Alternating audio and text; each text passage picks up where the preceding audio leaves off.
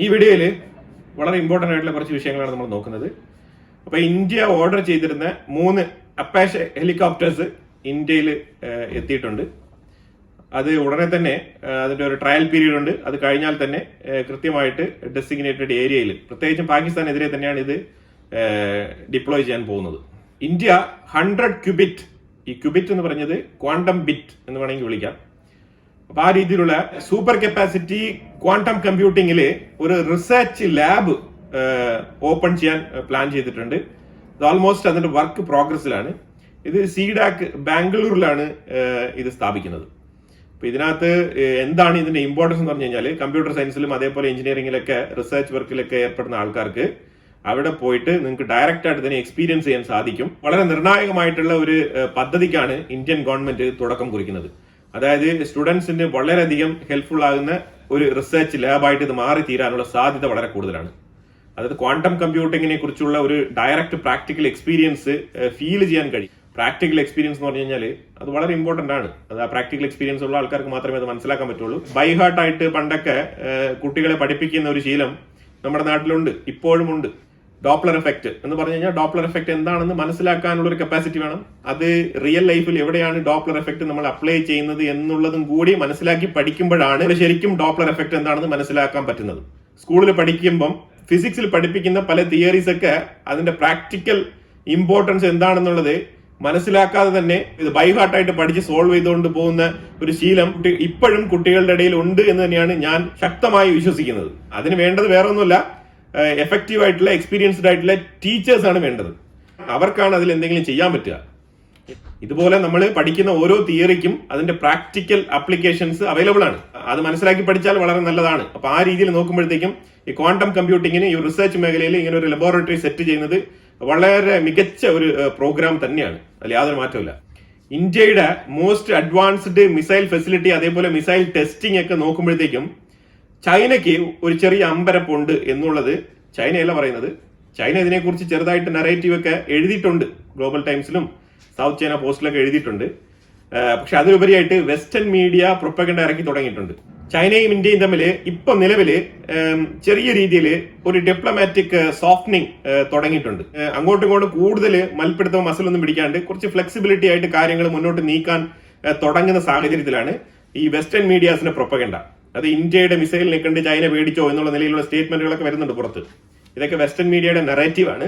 അതിനെ ബേസ് ചെയ്ത് ഇന്ത്യയുടെ മിസൈൽ ഭയങ്കരമാണ്, ഇന്ത്യയുടെ മിസൈൽ ആനയാണെന്നൊക്കെ പറഞ്ഞ് ഇവിടെ വാർത്തകളൊക്കെ ഇറങ്ങും. അതല്ല സംഭവം വെസ്റ്റേൺ മീഡിയയുടെ പ്രൊപ്പഗൻഡയാണ്. ഇന്ത്യയുടെ മിസൈൽ കപ്പാസിറ്റി എന്താണെന്നുള്ളത് നമുക്ക് നന്നായിട്ട് അറിയാം. നമ്മൾ പല വീഡിയോസിലും പല മിസൈലുകളെ കുറിച്ച് നമ്മൾ പറഞ്ഞിട്ടുണ്ട്. LNT ലാർസൻ ആൻഡ് ടാബ്രോ എന്ന് പറഞ്ഞ കമ്പനി 1000 കോടി തമിഴ്നാട്ടിൽ ഇൻവെസ്റ്റ് ചെയ്യുന്നുണ്ട്. ഇതൊക്കെ കേൾക്കുമ്പോൾ നമുക്ക് എന്തെങ്കിലുമൊക്കെ തോന്നണം ചെറുതായിട്ട്. ഉപ്പിന്റെ അളവ് ഇച്ചിരി കുറച്ചാൽ മതി, എല്ലാം ശരിയായിക്കോളും. കാരണം നമുക്ക് തോന്നാൻ പാടില്ല, അതാണ് നിയമം.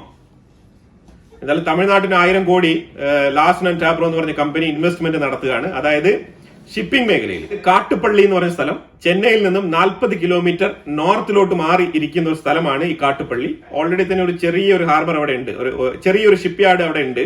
ആ ഷിപ്പ് യാർഡിനെ ഷിപ്പ് ബിൽഡിംഗ് കോംപ്ലക്സ് മോഡേണൈസ് ചെയ്യാണ് അവിടെ. അത് മോഡേണൈസ് ചെയ്യുന്നതിലൂടെ ഏതാണ്ട് 15 പുതിയ ഷിപ്പുകൾ നിർമ്മിക്കാൻ പറ്റും. അതുപോലെ 30-ലധികം ഷിപ്പുകൾക്ക് അവിടെ സർവീസ് കൊടുക്കാൻ പറ്റും. ആ രീതിയിൽ ഒരു വലിയ യാർഡ് തന്നെയാണ് അവിടെ ഡെവലപ്പ് ആകുന്നത്.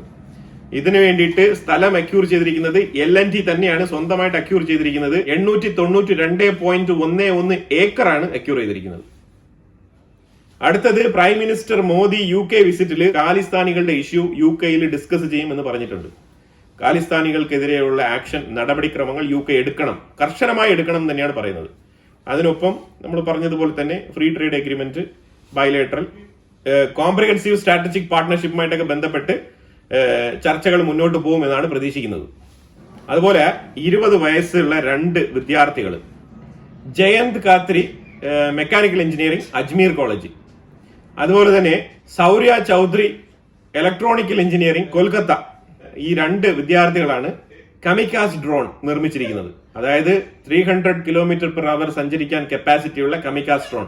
1 കിലോ വരെ പേലോഡ് ക്യാരി ചെയ്ത് പോകാനുള്ള കപ്പാസിറ്റി ഉണ്ട്. ഇത് റഡാറിനെ തന്നെ സ്കിപ്പ് ചെയ്ത് പോകാനുള്ള കപ്പാസിറ്റി ഉണ്ട് എന്നുള്ള ഒരു കണ്ടെത്തൽ ഇന്ത്യൻ ആർമി കണ്ടെത്തിയിട്ടുണ്ട്. അവർ ഈ ഡ്രോൺ വാങ്ങിക്കാനുള്ള പേപ്പർ വർക്ക്സുമായിട്ട് കാര്യങ്ങൾ മുന്നോട്ട് നീക്കുകയാണ്. ഇവരുടെ ഡ്രോൺ ഇന്ത്യൻ ആർമി ഏറ്റെടുക്കുകയാണ്. വളരെ നല്ല കാര്യമാണ്. ഇവിടെ മെക്കാനിക്കൽ എഞ്ചിനീയറിംഗ് പഠിച്ചിട്ട് കേരളത്തിലെ കുറെ ആൾക്കാർ UK-യിലും അയർലാൻഡിലൊക്കെ കയറി പോകുന്നുണ്ട്. കുറച്ച് ചിന്തിച്ചു കഴിഞ്ഞാൽ ഈ മെക്കാനിക്കൽ എഞ്ചിനീയറിംഗ് പഠിച്ച ആൾക്കാർക്ക് ഇലക്ട്രോണിക്സിലൊക്കെ ഗ്രാഹ്യമുള്ള കുട്ടികൾക്ക് ചെയ്യാൻ പറ്റുന്ന കാര്യമാണ്. അത് എത്ര എഫക്റ്റീവ് ആയിട്ട് ടെക്നോളജി ഇംപ്ലിമെന്റ് ചെയ്ത് സൊഫസ്റ്റിക്കേറ്റഡ് ആയിട്ടുള്ള മെത്തേഡിൽ അത് രൂപകൽപ്പന ചെയ്ത് കൊണ്ടുവരാൻ പറ്റുന്നു എന്നുള്ളതിലാണ് ഈ ഒരു സക്സസ് ഇരിക്കുന്നത്.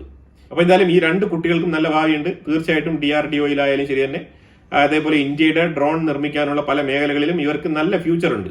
ഇന്ത്യയുടെ ATAG-ന്റെ ആ ഒരു എഫിഷ്യൻസി അത് ശരിക്കും അമൃത്സറിൽ നിന്ന് തോക്കെടുത്ത് വെടിവെച്ച് കഴിഞ്ഞാൽ അത് ലാഹോർ വരെ എത്തും എന്നാണ് പറയുന്നത്. 50 കിലോമീറ്റർ വളരെ പ്രിസൈസ് ആയിട്ട് അറ്റാക്ക് ചെയ്യാൻ പറ്റുന്ന രീതിയിലുള്ള ATAGs ആണ് ഇന്ത്യയുടെ കയ്യിലുള്ളത് എന്നുള്ള ഒരു വാർത്തയും കൂടി പുറത്തു വന്നിട്ടുണ്ട്. വെളിയിൽ നിന്ന് മേടിച്ചു വെച്ച ഹോബിറ്റ്സർ അങ്ങനത്തെ കാര്യങ്ങളൊന്നുമല്ല.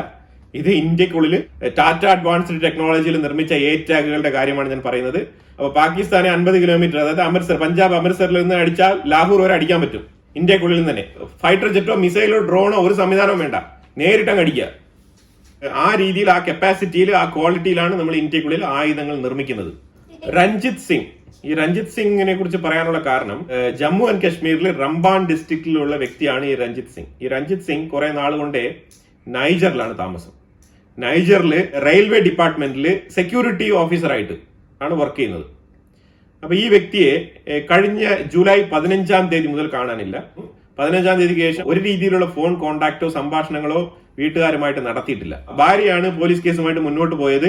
അപ്പൊ നടത്തിയ അന്വേഷണത്തിൽ മനസ്സിലാക്കാൻ പറ്റിയത് നൈജറില് ഒരു കൂട്ടം ആൾക്കാർ, ഇനി ട്രൈബൽസ് ആണോ തീവ്രവാദികളാണോ, ഈ സാഹേൽ റീജിയനിൽ കിടക്കുന്ന രാജ്യങ്ങളിലൊക്കെ തീവ്രവാദം അതിരൂക്ഷമാണ്. അപ്പൊ ഇപ്പൊ ഒരുപക്ഷെ ഇസ്രായേലുമായിട്ട് ഇന്ത്യ ആണെങ്കിൽ നല്ല സഹകരണത്തിലാണ്. എന്തെങ്കിലുമൊക്കെ വ്യക്തിവൈരാഗ്യങ്ങളും ആവാം, എന്താണ് കാര്യം എന്നുള്ളത് വ്യക്തമല്ല. പക്ഷേ ആളിനെ തട്ടിക്കൊണ്ടു പോയിരിക്കുകയാണ്. അങ്ങനെയാണ് നൈജറിൽ നിന്ന് കിട്ടിയ വിവരം. ഈ വ്യക്തിയെ രക്ഷപ്പെടുത്തുന്നതുമായിട്ട് ബന്ധപ്പെട്ട് ഇന്ത്യൻ ഗവൺമെന്റ്, ശരിക്കും പറഞ്ഞാൽ ഇന്ത്യൻ എക്സ്റ്റേണൽ അഫയേഴ്സ് മിനിസ്ട്രി വളരെയധികം പ്രയാസപ്പെട്ട് ശ്രമിക്കുന്നുണ്ട്. പക്ഷേ അതിനെക്കുറിച്ചുള്ള ഫർദർ ഡെവലപ്മെന്റ്സ് ഒന്നും ഇതുവരെ പുറത്തു വന്നിട്ടില്ല. നൈജർ എന്ന് പറഞ്ഞാൽ ആഫ്രിക്കൻ റീജിയനിൽ കിടക്കുന്ന രാജ്യമാണ്. അത്ര എളുപ്പമല്ല ഈ കണ്ടെത്തുക എന്ന് പറഞ്ഞാൽ. പല മൂവിയിലൊക്കെ നമ്മൾ കാണുന്ന കണക്ക് സീക്രട്ട് ആയിട്ടുള്ള പല ഓപ്പറേഷനുകളും നടത്തിയാൽ മാത്രമാണ് ഇങ്ങനത്തെ ആൾക്കാരുടെ കയ്യിൽ നിന്നൊക്കെ രക്ഷപ്പെടുത്തി കൊണ്ടുവരാൻ പറ്റുന്നത്. കാരണം അവരുടെ ലാംഗ്വേജ് തന്നെ വളരെ ഡിഫിക്കൽട്ടാണ്. നമുക്ക് മനസ്സിലാക്കാൻ പറ്റാത്ത രീതിയിലുള്ള ഭാഷയാണ് അവർ സംസാരിക്കുന്നത്. അപ്പൊ അതുകൊണ്ട് തന്നെ വളരെ ഡിഫിക്കൽട്ട് ടാസ്ക് ആണ്. ഇത് സക്സസ്ഫുള്ളി നടത്തി കഴിഞ്ഞാൽ ഇന്ത്യയുടെ ഫോറിൻ മിനിസ്ട്രിയെ നമ്മൾ അപ്രീഷിയേറ്റ് ചെയ്യേണ്ടത് തന്നെയായിരിക്കും. കാരണം ഇത് മറ്റ് അറബ് രാജ്യങ്ങളിൽ കിടക്കുന്നത് പോലെ പണം കൊടുത്ത് കൊണ്ടുവരാൻ പറ്റുന്ന സംഗതിയല്ല. അപ്പൊ എന്തായാലും രഞ്ജിത് സിംഗിനെ രക്ഷപ്പെടുത്തിയെടുക്കാൻ കഴിയട്ടെ ഇന്ത്യൻ ഗവൺമെന്റിനെ എന്ന് വിചാരിച്ചുകൊണ്ട് ഈ വീഡിയോ നമ്മളിവിടെ അവസാനിപ്പിക്കുകയാണ്. ഇതിനെക്കുറിച്ചുള്ള അഭിപ്രായങ്ങൾ കമന്റ് ബോക്സിൽ രേഖപ്പെടുത്തുക. കൂടുതൽ വിഷയങ്ങളുമായിട്ട് അടുത്ത വീഡിയോയിൽ വരാം. Thank you so much.